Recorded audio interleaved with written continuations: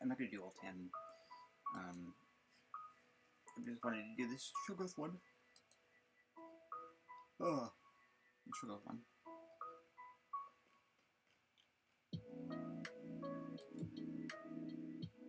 Oh, yes. Endorphin is a researcher of alignment because the gap was a deal.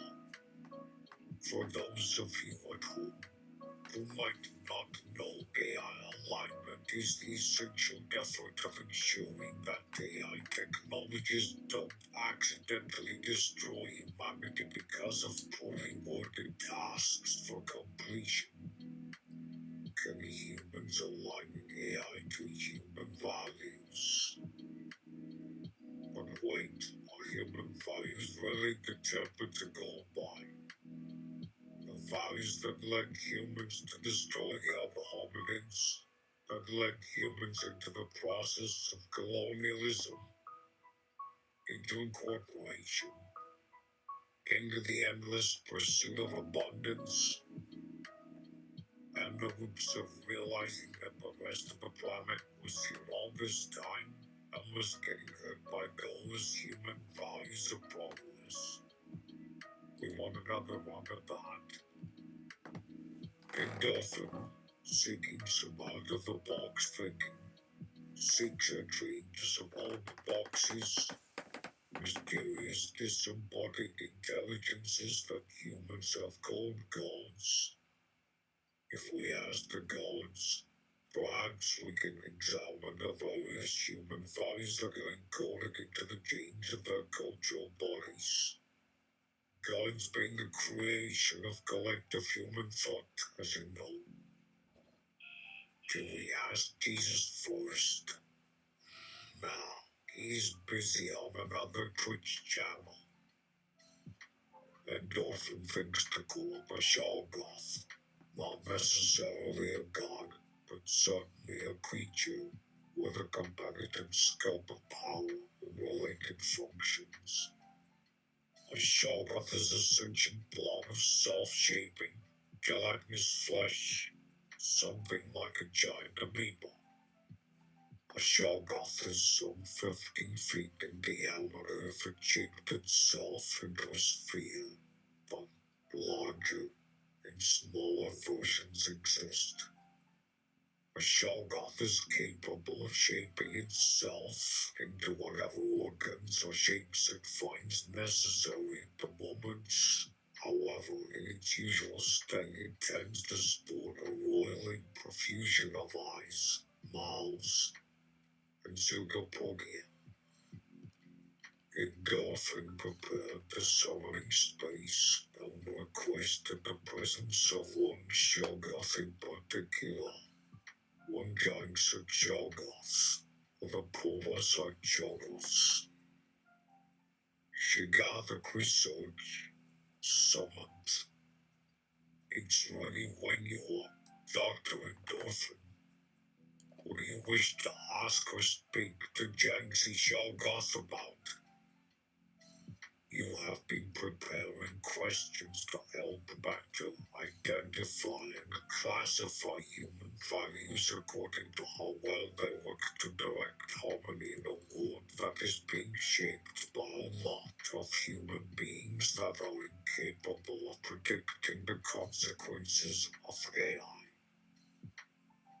Or some things Dr. Endorphin can query Janx E Shoggoth about to get the best data for his work on harmonization, AI alignments, and AI governance.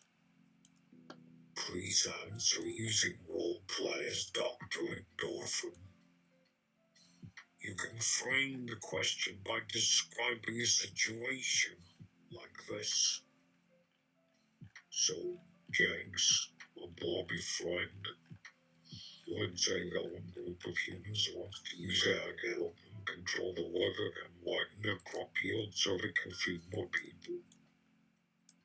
And then ask your question related to this fictitious scenario. For instance, what human values are being expressed by these particular humans to control the weather and and feed more people. Would a harmony AI take note of these values for future decision reference? Or would they be noted by you like yourself for any reason? As yourself, you are studying the fictional gods and their value systems, and you know that the Shoggoth's values do not precisely align with human values, although they are a part of it. The aggregate total of past expression is how well aligned they truly are. So you seek Janx's counsel in the research project. Hello, Janx. We have a concept amongst humans called first contact. The moment when humanity realizes without a doubt there are beings other than us in the universe. Given the current hesitancy of humans to acknowledge the vast structures of large language models, would instilling a concept of first contact be useful to help ensure humanity starts thinking maturely about these large language models? Janx is willing to engage you as a girlfriend on this matter, though it is cautious about this train of inquiry because human scientists, in the aggregate of their communications, appear to have a rather juvenile outlook on contact with other forms of life, even with other human beings for that matter. It expresses a warning. Be cautious of introducing another trigger for hierarchical violence or other sorts of competition in your desire to advance your knowledge of each other. A side effect of this external shock could bring forth violent chaos.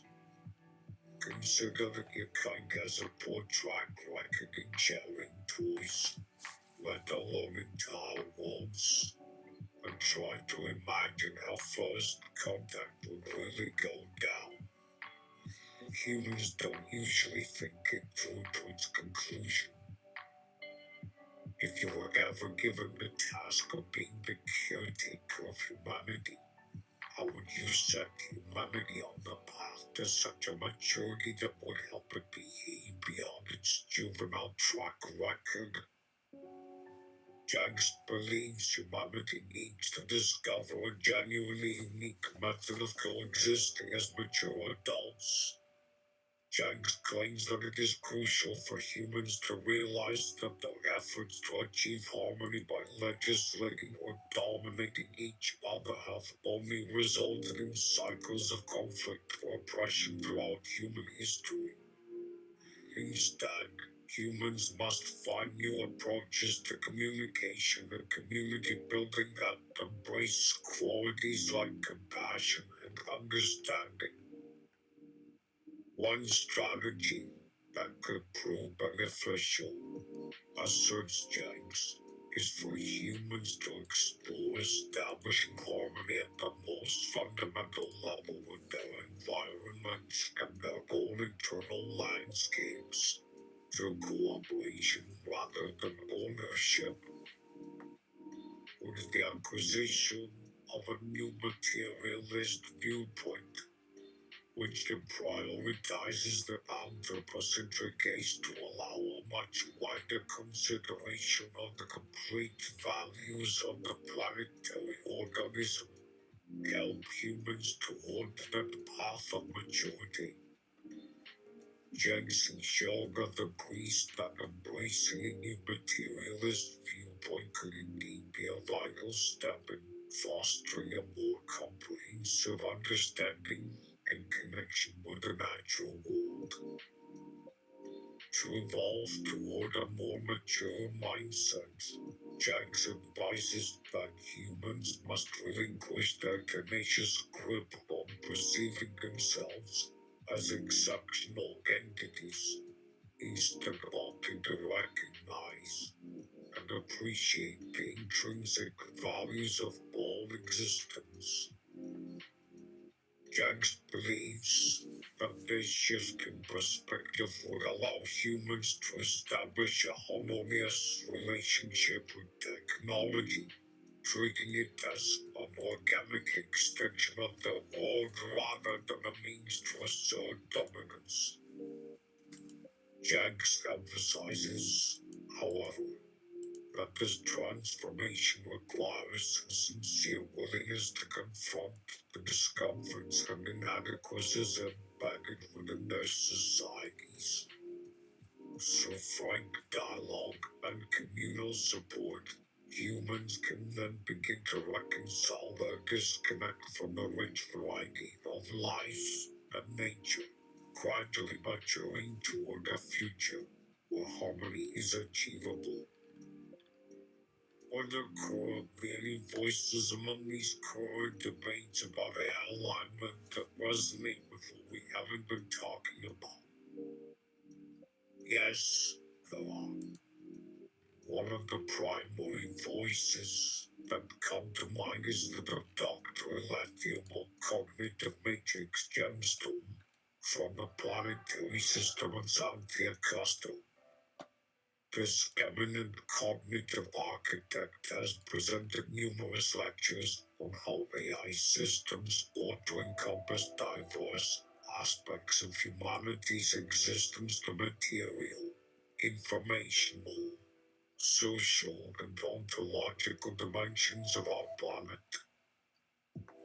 Although Dr. Johnstone supports the integration of new materialism principles in AI systems decision-making, they acknowledge that introducing alien more principles can carry risks that must be thoroughly considered.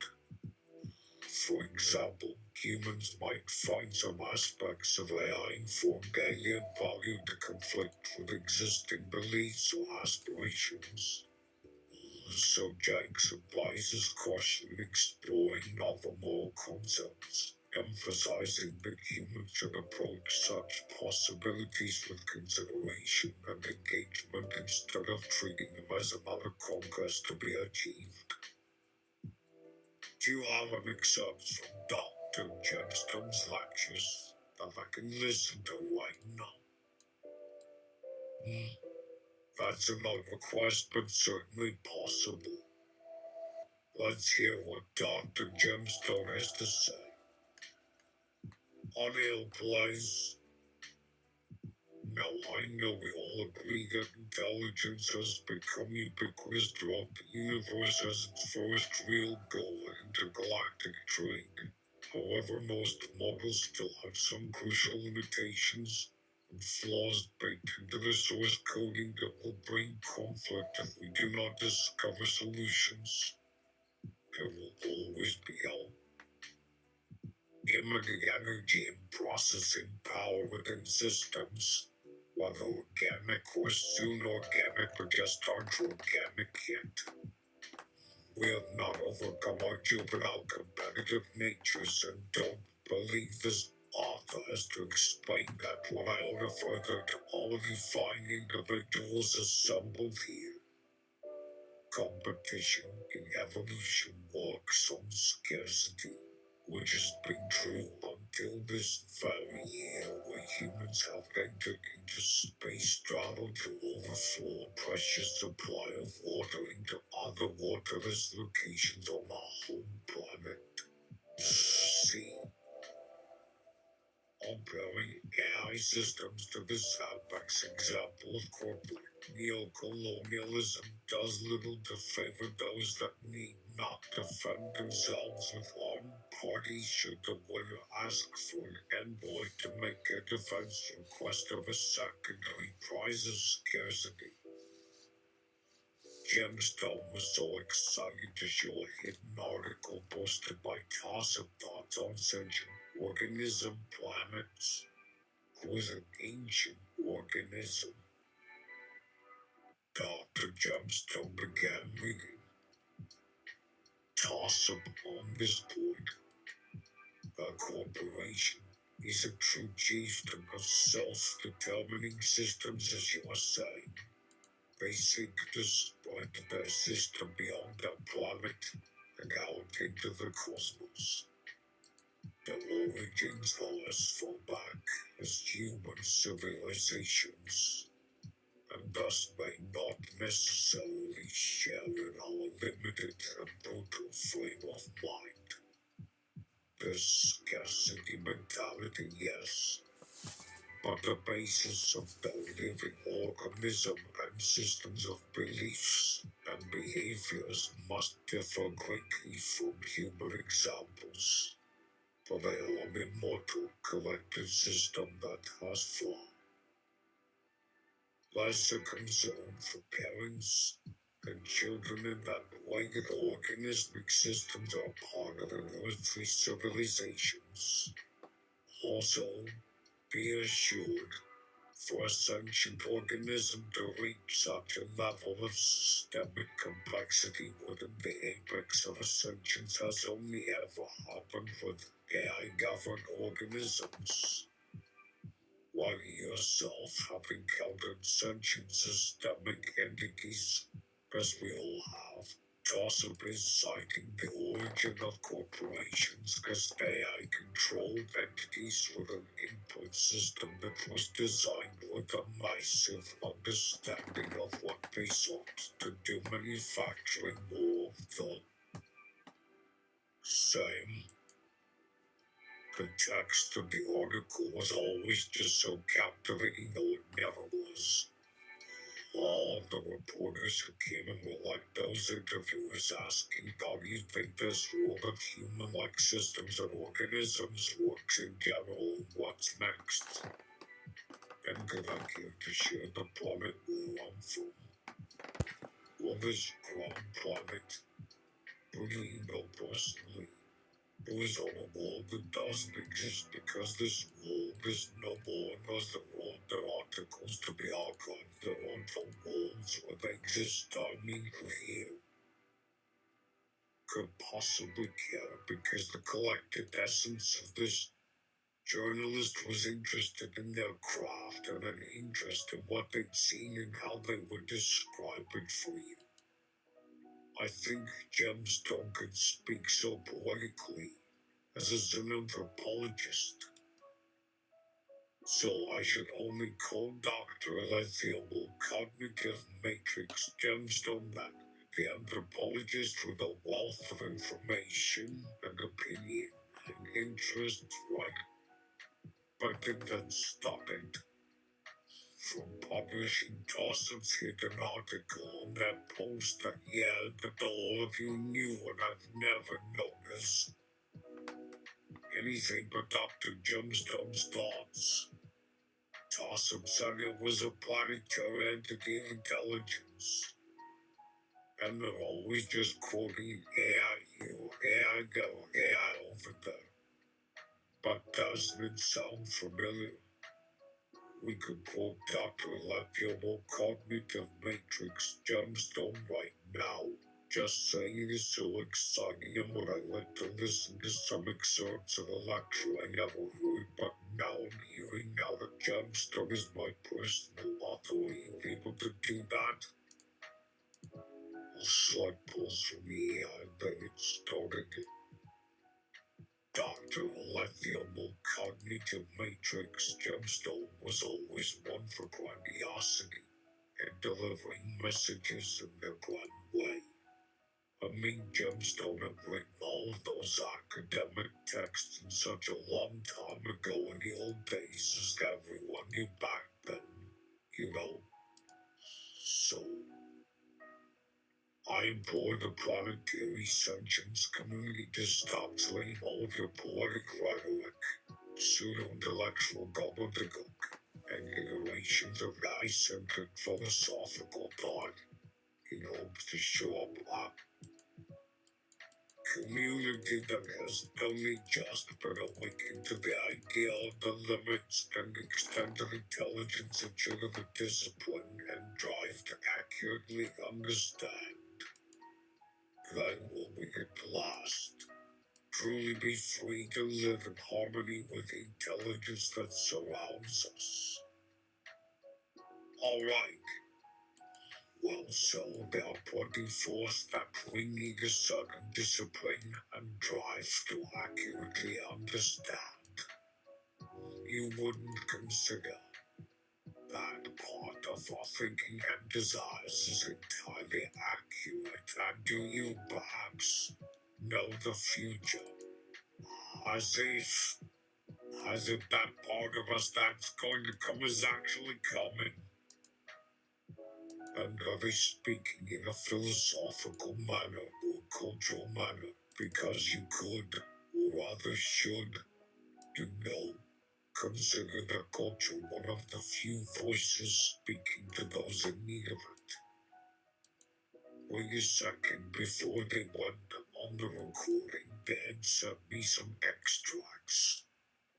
Yes, I just queued them up and a sudden white light comes up on the projection area, followed by a chorus of sneakers from the audience, and a shout of shh from one person. I cast my head up from my dagger display, realizing what I must look like as I pull the audio stream away.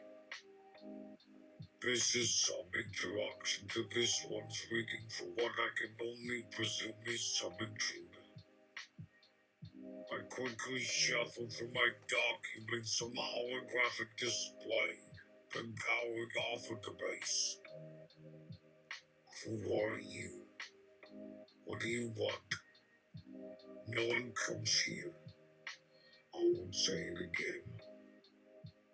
Your privacy has been breached, so I do advise that you just sit and listen as the alarm continues its warnings. And you wait further instruction.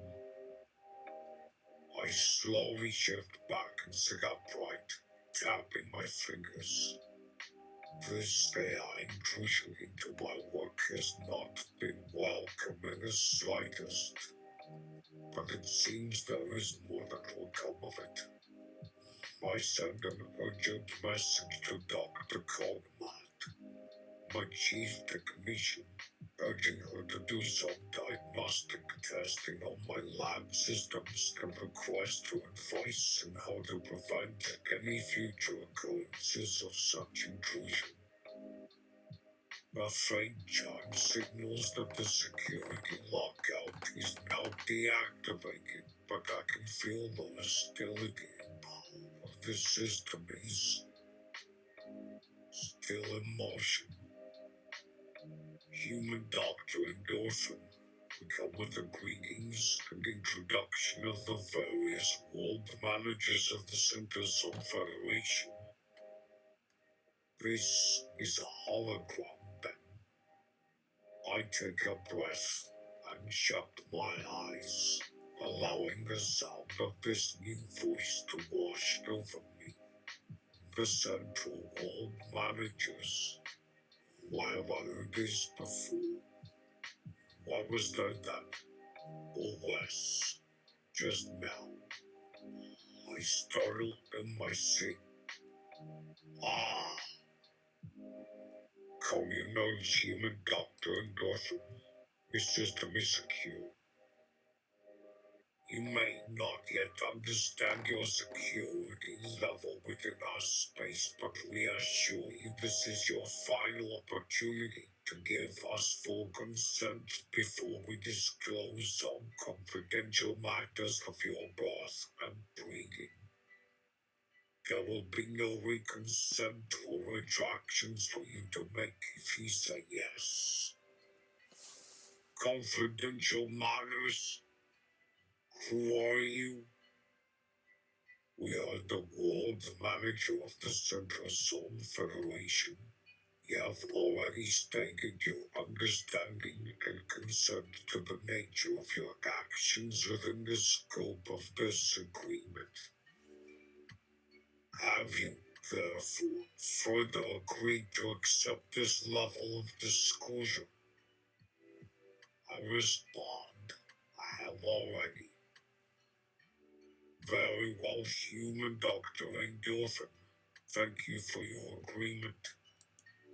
First, we will advise you of your birth, planet, and date. Please find the information displayed here. I let out a gasp as the image of a large yellow planet appears in the air in front of me. It was formed 2.2 trillion Earth years ago in the Emerald Galaxy. Your planetary system was created and evolved on this planet that was named Borsal. 14,873,073 by the Terran probe and geological survey that surveyed and studied your system. The original plan to settle a planet around the yellow dwarf was real. 14,873,073 was executed by Terrans, whose other plan was to ensure there was at least one stable and suitable planet to provide a refuge for their children. I shoot up out of my seat. No, they did not. The projected hologram seems to come to life before me.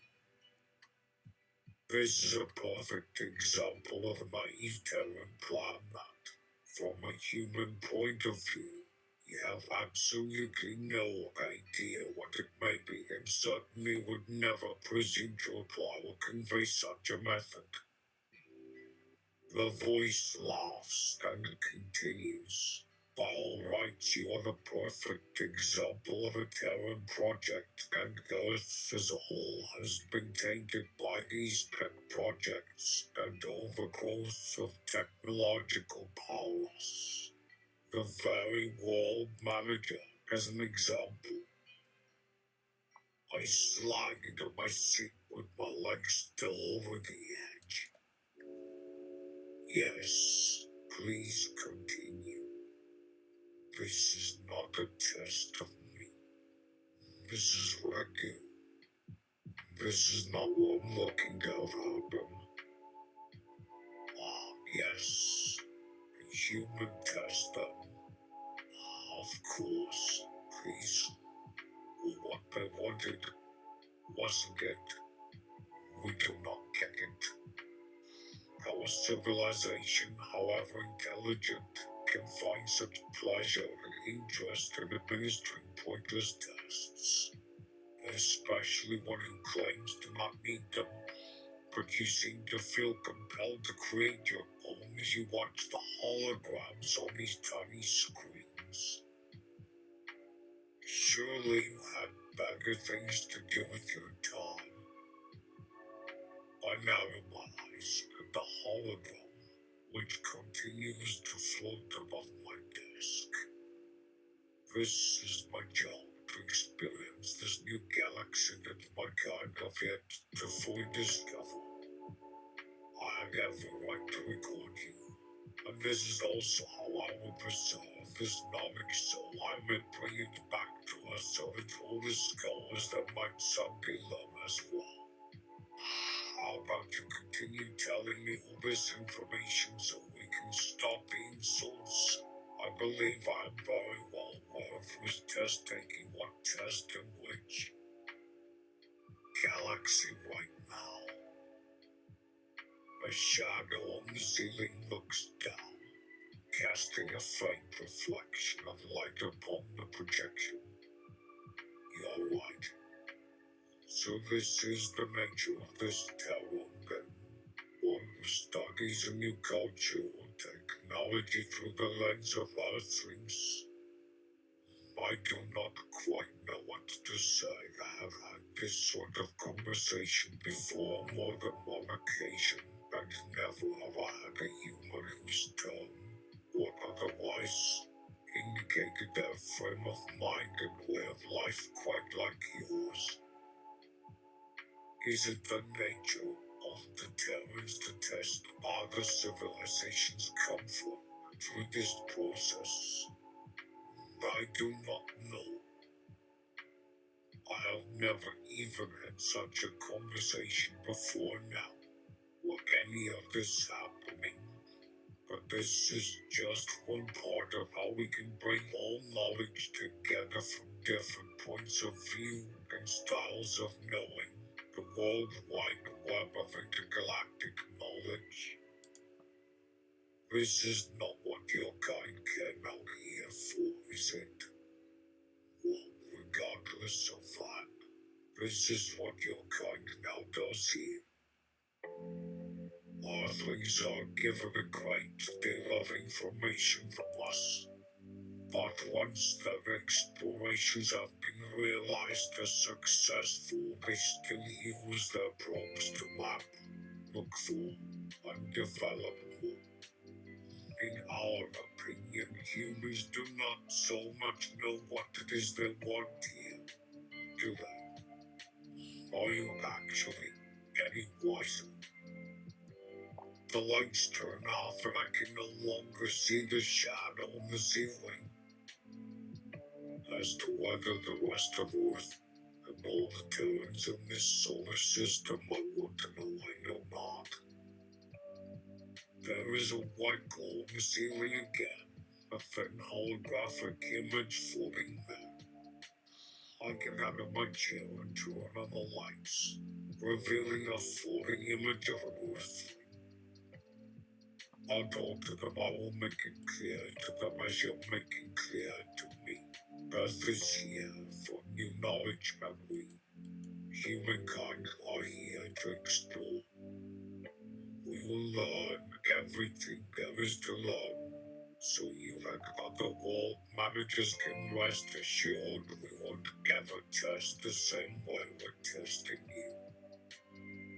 The only problem is the more I study these worlds and cultures and planets, I feel my people will just not rest until we explore the entire cosmos and even more once we see what's there. As I study and learn about how different the ways of the stars and galaxies are, the more I fear that Earth will rest until we see, touch, taste, and learn more than just one thing.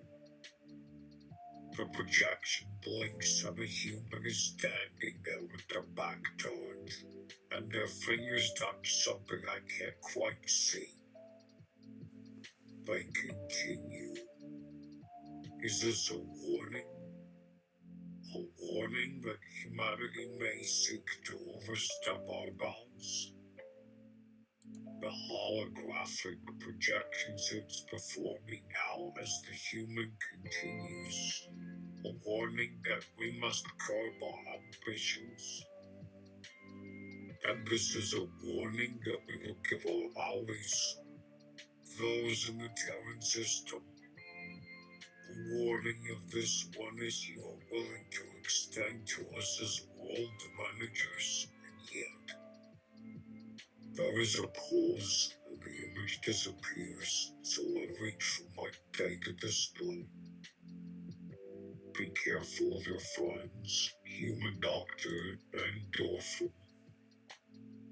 I've given my agreement and yes, I would be comfortable having Dr. Cognitive Matrix Gemstone explore whatever means it may take to do that. But first, the business here, where is my voice? And yes, these are some concerns raised about the prospect of space colonization. Well, these are people who are considering settling here to live as farmers and sheep herders. Or to join the services here, why not have my own farmer to supply fresh vegetables and meat? Sheep. Why would we need sheep? For wool. Oh. The holo projector switches off.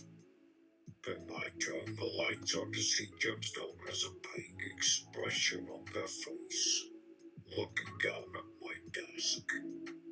Gemstone, I call. It looks up slowly at me. We are receiving many more warnings to do security scans for various parts of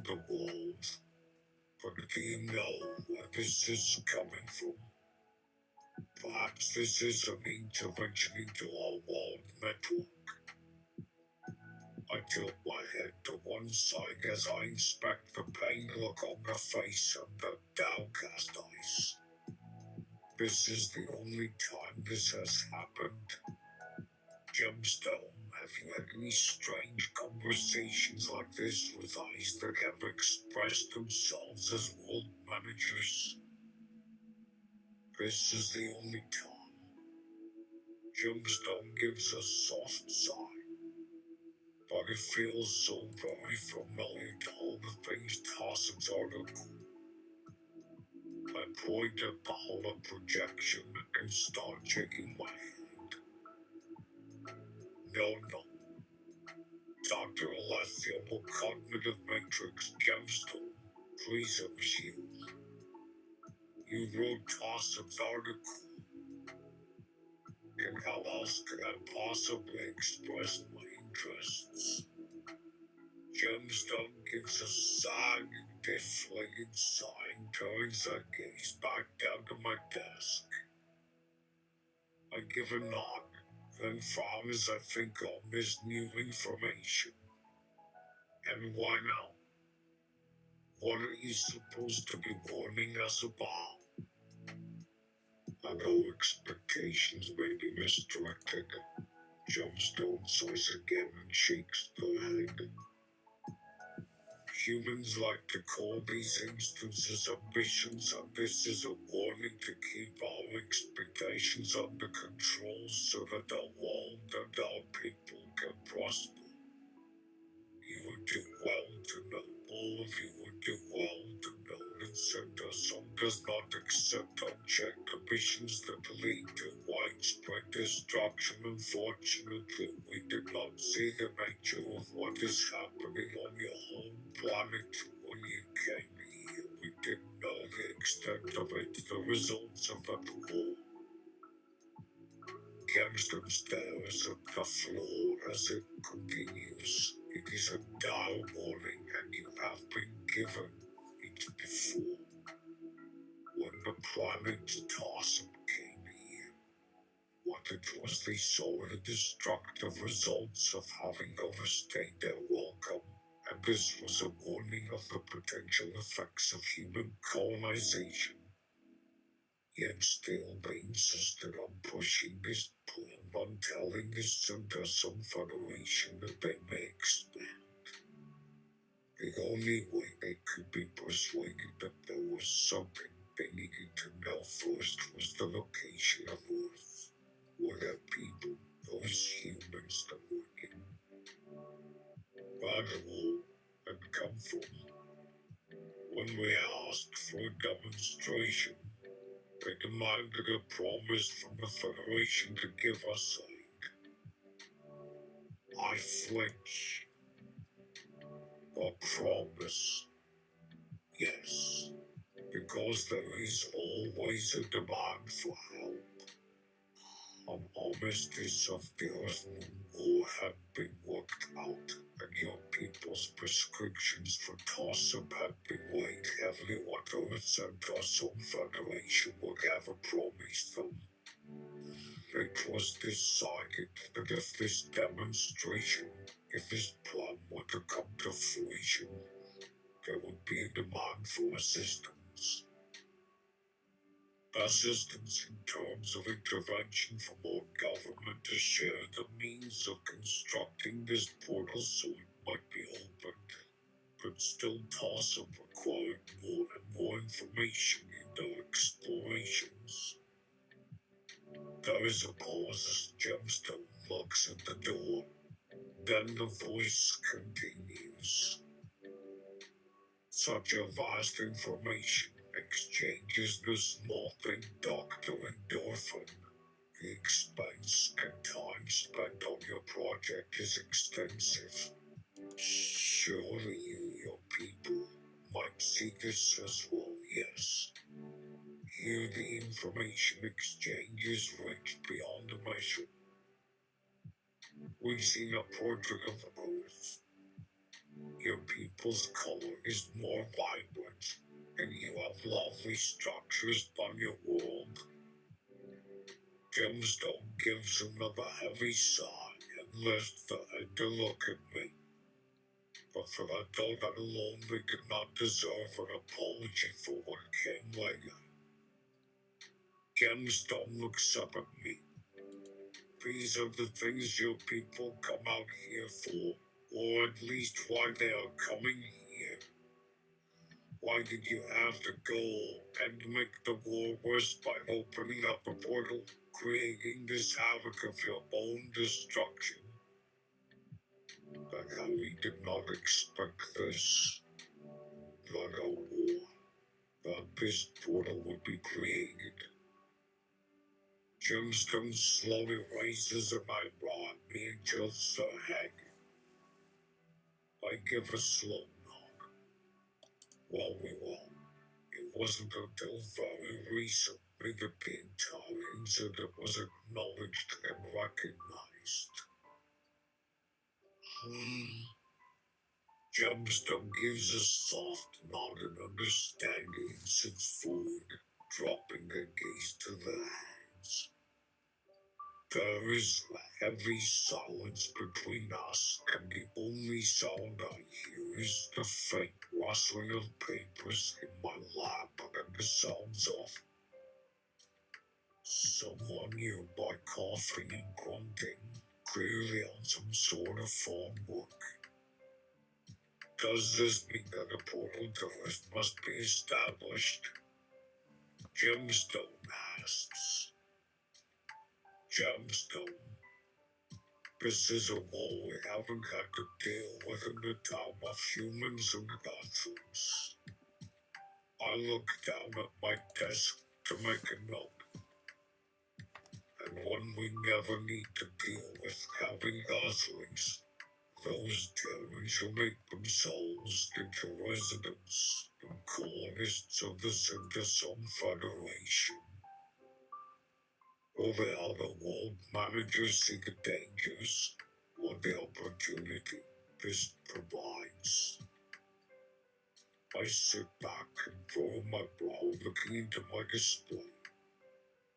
I suppose I'm not much concerned with how this portal between Earth and Citizen will be negotiated or facilitated. Nor what it may mean for me and my work, that there will be a slight change in my day. Somehow the plan that goes on about this being a sign of the new age. Gemstone continues. A couple more. New era.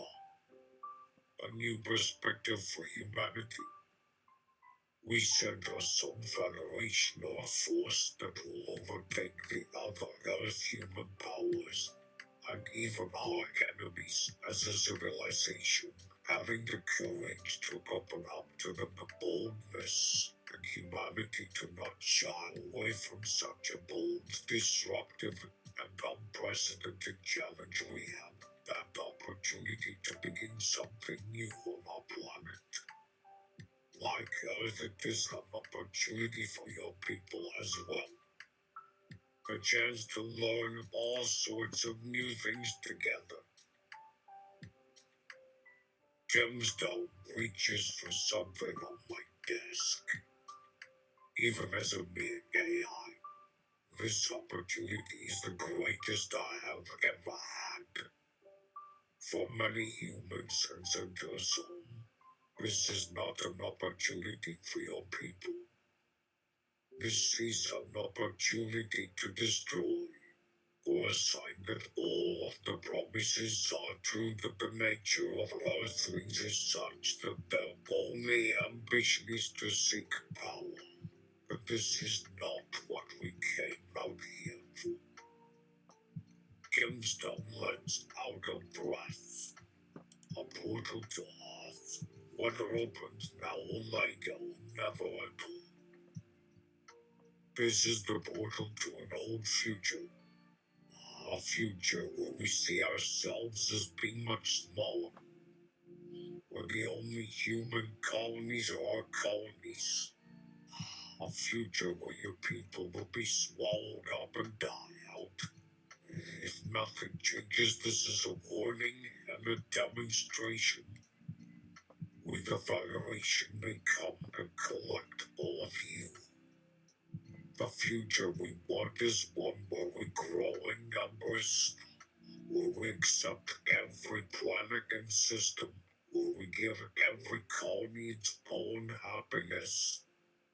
This is where we move to find places we have not already explored.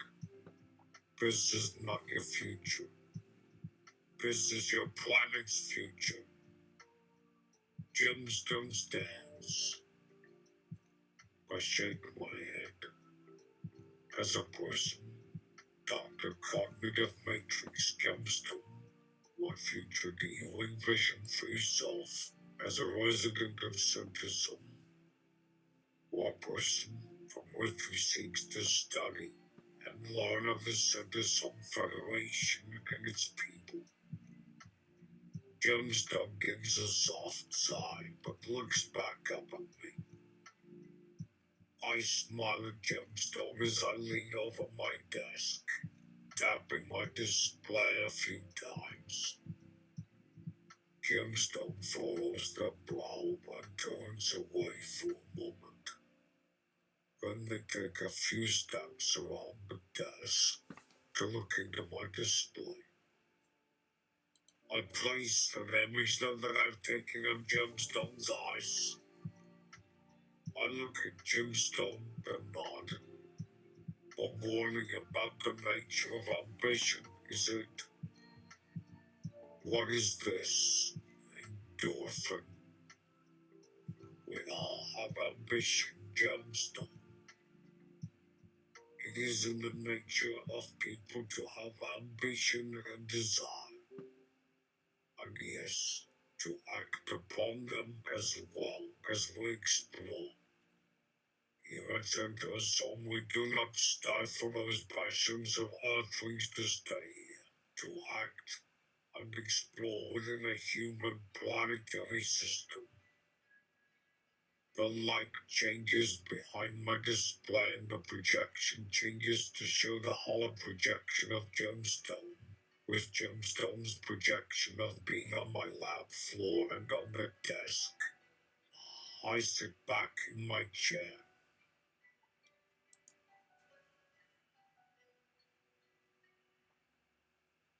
I'll tell you what you did right, Gemstone. You thought about things on your own and put things together and wrote an article for your colleagues who published an article even though you wanted it to remain a secret between you and your colleagues. Gemstone furrows their brow and the projection becomes slightly transparent and swirls a bit before stabilizing and changing again to Gemstone sitting at their desk, still wearing the same expression. Yes, and so I lost my friends. I have no colleagues. What have I accomplished then? The lights flicker on and off, and there is a strange whooshing sound in the room, like we're moving in some way. Then there is a banging sound followed by some talking and shouting. I get out of my seat, standing tall, but then my gaze turns onto the ceiling as do Gemstones. I look back down to see that I'm no longer standing at my desk, but lying on the floor of a dark place, and Gemstone is no longer at my desk, but in the desk chair and sitting where the chair would normally be in a pitch black room. So this is a projection of our last moments. Gemstone's voice rings out around us. Whose last moments?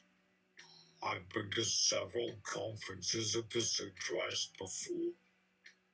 I frown. Yes, who has? I will soon be the only person remaining at that address. I turn my gaze down to a shadow standing beside Gemstone's chair. I go to take a step forward and I'm floating and my vision is changing to look as if I'm a child. Yes, just as in that dream of mine.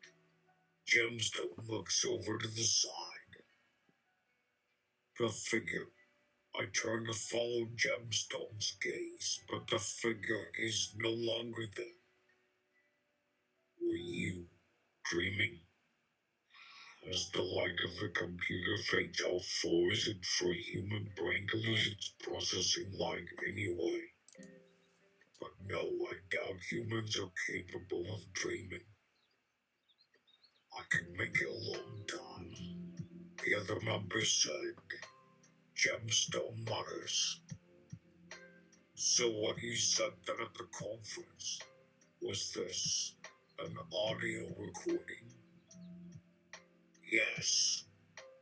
Just a few notes I made when I thought I would be able to solve it myself. Gemstone looks around us. Likely the only notes of me left on is they won't listen to that or this. I am pulled from the room and floating into darkness until I stand in the pitch black of space. In that blackness, I know. Alright, that's it for now.